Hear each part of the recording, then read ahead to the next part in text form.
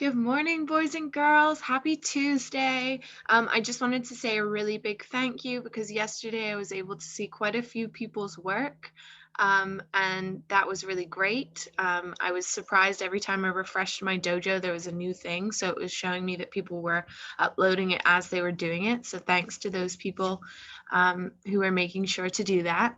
And thanks to the people who made sure that they came to the Zooms in the morning and we had a chance to catch up, and then the people who came to our small group Zooms, because it means we get to get down to some of the really nitty-gritty stuff that might not be explained in these little morning clips.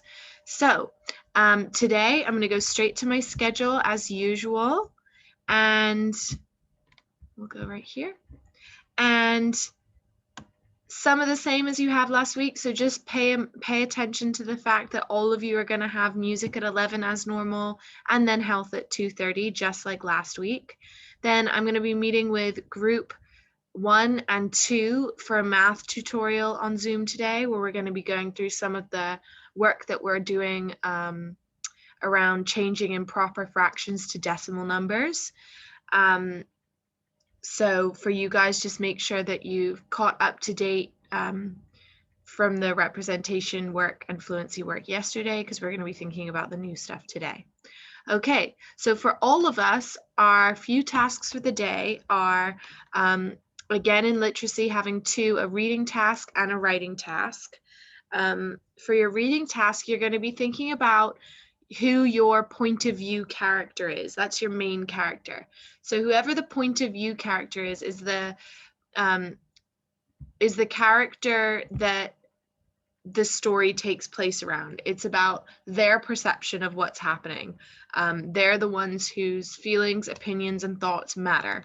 So whether it's written in third person or first person, your point of view character is the character that you end up knowing the most about, because what their thoughts and feelings and opinions, when they come across, that's how we're actually seeing the story grow. And then there's other characters that you might see in the story, but their perception will be less important to the story. So what you're going to do is you're going to pick from any of the stories that we've looked at before, and you're going to rewatch it, and you're going to think about who the main character is. Usually that's fairly straightforward. Usually we can say straight away, oh, the main character, it was all about this child. But you want to say how you know that. What is it about that you can see? So I have an example here. I know that Yoon is the point of view character in My Name is Yoon. I know this because the story is all about her feelings and actions around learning to write in English after moving to Korea. So each part of the story is heavily linked to how she's getting on with learning to write in English. So that's how I know she's the main character. This is really important because it really helps to know who we should be paying attention to most. And it helps us to consider the different perspectives of the different characters. And our main point of view character is always really important in every story. Your writing task is to carry on with your draft. So you're actually following the same plan as you did yesterday. You're crossing off. I haven't seen people's story mountains attached to their draft, but as you go through each section, you should cross it off physically so that you know, I'm done that bit. I can move on to the next bit. I saw some people doing a really good job with skipping lines for their paragraphs yesterday, and doing a really good job with showing, not telling with the setting. They were including not only what they saw, but what their character might have heard or smelled in the setting, what feeling it might have given them, what climate the setting was in. And they included not only what their character looked like, but gave some hints as to their age, maybe some of their personality traits or interests. So we're starting to get a really good idea of who our character is and where our story is taking place, which in this genre is really important, because culture and the character's culture should be coming through the story. So you're going to be doing your third paragraph today, just your third. So you should have done one on Friday, the second paragraph yesterday, and you're going to do your third today. Some of you that might mean that you're leading towards the climax, and some of you might be closer to the climax. It depends how many events happen before the climax is reached, and that's okay. But just keep in mind that once you get to your climax, that's where you're really going to be like juicing it up and making it big and exciting and stretching out the action like we've done before. Like when we used a Nas as a practice coming into our classroom, we stretched out his actions and we said he tripped into the room, then he walked over to his desk, he was smiling as he was doing it. So we're really stretching out what our main character is doing. To help paint a picture of how they move and what they're up to. So if you're getting close to that climax point, I would start stretching. I would start thinking about that. We will go back and think about how we're going to add dialogue and things like that. But I noticed that some of you are already doing it, which is great that you're taking time to practice adding that in already. Just make sure that you go back and you consider the basic rules of adding dialogue, so that you don't have to go through every single piece of speech you've used and rewrite it properly. So that's making sure that you have your speech marks, you have a speaker tag that's not said, because said gets boring, and that you've got your punctuation inside your speech and capitals inside your speech, as well as your regular sentence structure. So third paragraph today, you're spending time on each section. So rather than you rushing through and saying, okay, well, I'm done my third really quickly, so I'll just move on to my fourth and my fifth. Don't do that.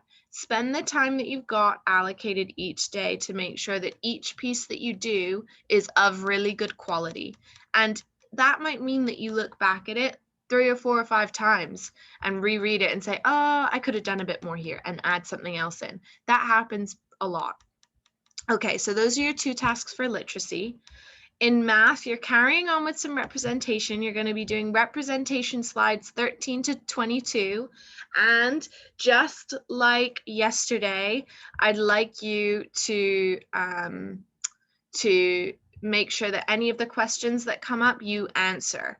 So there are quite a few, and in this section, I've left off fluency for today. If you didn't finish, I haven't seen a lot of fluency from yesterday. So if you only did the slides yesterday, do the fluency today. But if you're up to date, then just worry about this representation slides, and make sure that you, as you do your work, you snap a picture or a screenshot of you working through those slides so I can see how you're getting on. And then you can look in the science folder and you can find, if you've done the starter task, you can find the first activity you're going to be doing. So I actually updated the starter task because I realized that if you're not a teacher and you haven't logged on to Explorify before, you need to create a login information.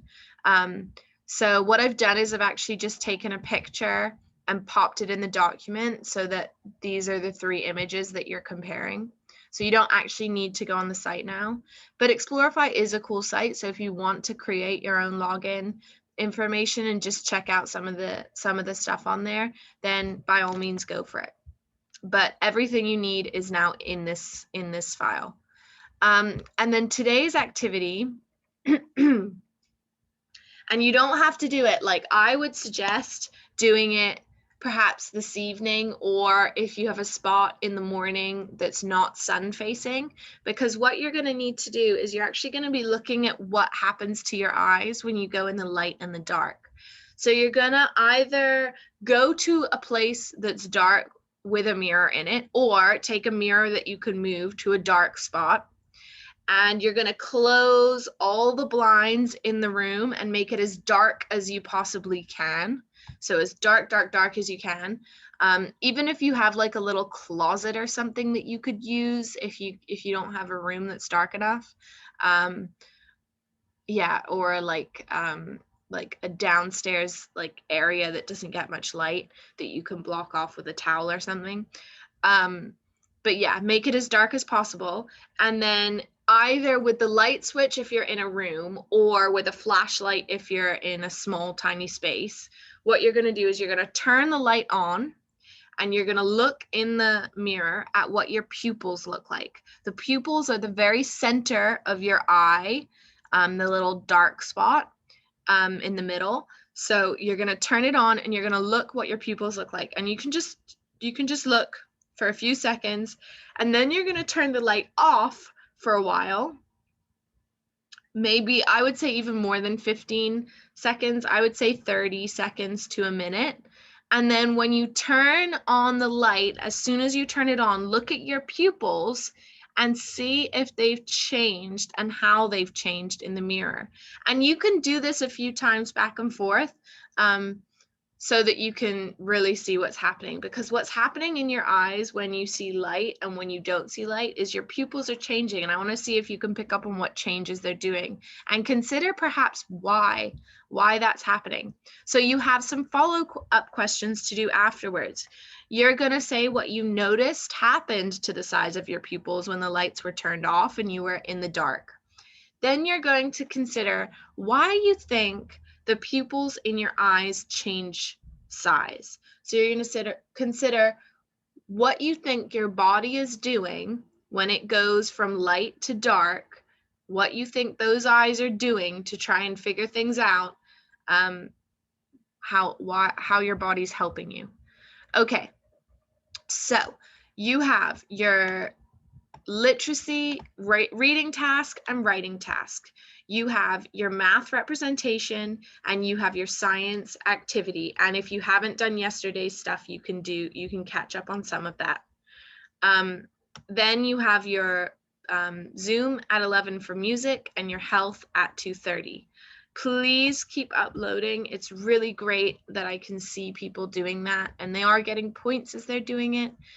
It seems to be a handful of the same people more often than not, which is fine, because I understand some people are not going to be able to do it until like after, like toward the end of the week or whatever your parents' schedule is, because often they help you with uploads. But if you can figure out how to do some of it on your own, this is like a little test, right? Like this is a moment where you're having to prove that you can do some of these things completely on your own. And I think that you can. You guys all know how to use a phone. You guys all know how to use computers. You guys all know how to log onto your games and do all that. So if you can do all of that stuff, I'm pretty certain that you can upload some work. So please, please, please keep it up.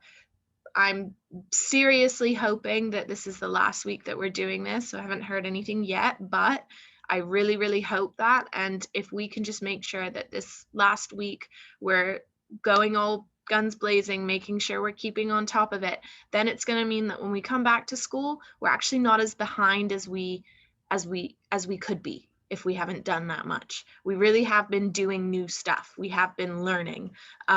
So please, please, please just try your best this week and keep uploading. And then if you need me for anything, I've said it 5 million times and I'll say it 5 million more. I am here. I am here for you, and I will help you at the drop of a hat. Please just let me know. If you're struggling in silence, I can't help you with that. But if you say, Miss Brown, I need you, come on Zoom, I need you right now, I'll be there. Okay. So just make sure you're communicating with me, and that's how we'll get through this. Okay, so have a wonderful day. I'll see you soon, and hope you get some time to enjoy outside too, because it's a lovely day.